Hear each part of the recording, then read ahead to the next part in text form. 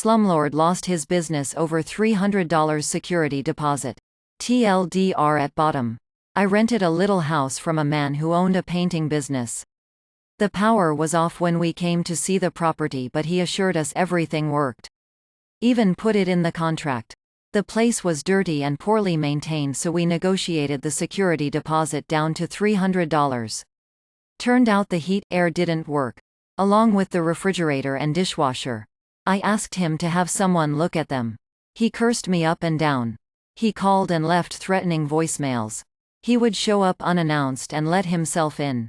On one of the visits, I showed him that the crawlspace was flooded and was a breeding ground for thousands if not millions of cockroaches and mosquitoes that would come up through the floor vents.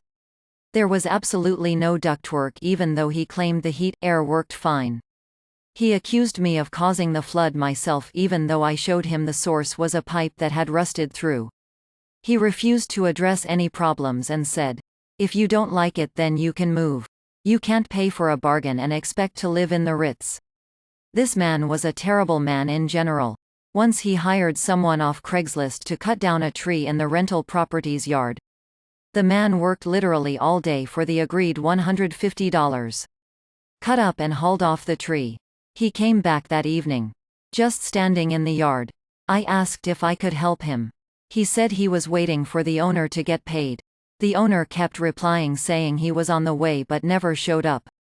Our neighbor told us he had punched the previous renter in the face and refused to pay him for a day's work for his company. He had bragged about renting to illegal immigrants and not having to do anything because they wouldn't sue. We had a newborn baby, so we called his bluff and agreed to find a new place to live. We left the home in much better shape than we found it. He said he would mail us the security deposit but never did. He dodged my phone calls until one day he called to say, "You aren't getting it back. You broke the contract when you left early.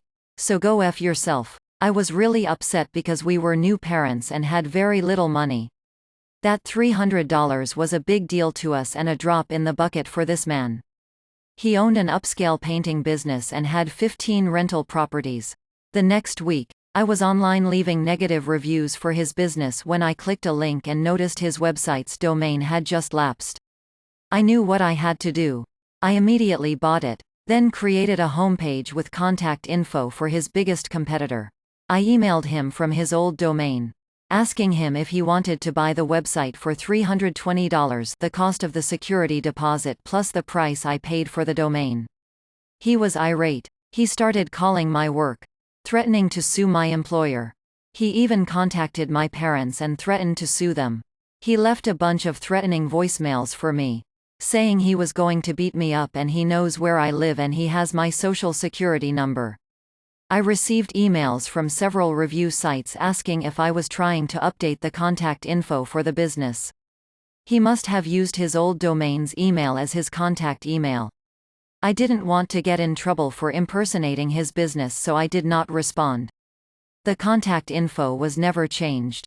I received a few emails from potential clients. I called him and told him about the painting job requests. I gave him the contact info for one of the clients to prove I wasn't just making it up.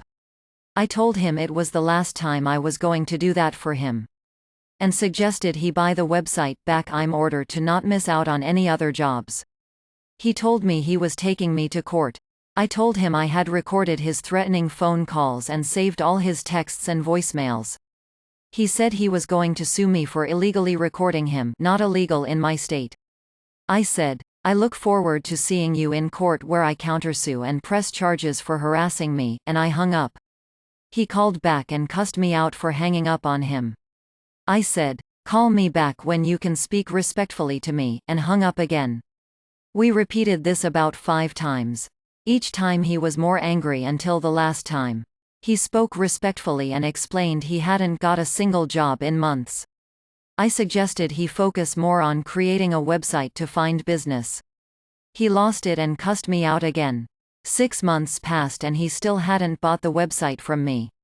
I get a call from him, begging me to do the right thing and give him the website back. I told him the current price was $350. 6 months later, I get another phone call. I told him the current price is $380. Eventually, he texted me to say, I went out of business. I hope you're happy. I responded, I hear having a website really helps your business. $380 and it's yours. He told me what a terrible person I am and said, karma's a bitch. I responded, maybe if you stop trying to rip people off, your karma wouldn't be so bad. That was the last time I ever heard from him. The major business listing sites confirmed his business did indeed close. I renewed the domain for another 2 years just in case he was bluffing. A few months later, I drove by his office to see if it was still there. It was empty with a "for rent" sign posted. I never got that $300 back and spent money on domain registrations, but it was totally worth it. TLDR. Slumlord unjustly kept my security deposit, so I bought his website. I put his competitor's contact info on the homepage. I offered to sell it back to him for the price of the security deposit. He refused and threatened to sue me repeatedly. He wound up losing his business. Edit. I removed pricing and domain renewal timeline because I was estimating and it was bothering people. It was in 2013 through GoDaddy. But if it really matters to you, I can send screenshots of verifying emails, company info, and the domain address. Just message me because I can't post it here or it would break the rules of not giving out personal info. Like and subscribe for more.